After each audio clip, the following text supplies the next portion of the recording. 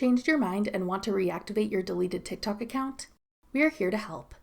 I'm Jessica, and in this video, I'll show you how to quickly reactivate a deleted or deactivated TikTok account. Now let's get started.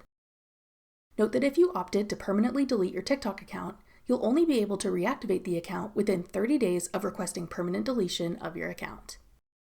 To reactivate your deleted or deactivated account on TikTok, open the TikTok app and log into the account you want to reactivate. You'll need to log in using the same method you used to create your account, using your phone number, email, or username, or with your Facebook, Apple, or Google account. Once you've logged in, tap Reactivate at the bottom. Your TikTok account will then be restored, with all of your content, comments, likes, and followers included. You may need to refresh your profile to see all your content restored to your page. That's all it takes to reactivate a deleted or deactivated TikTok account. To learn more about using TikTok, check out our beginner's guide next.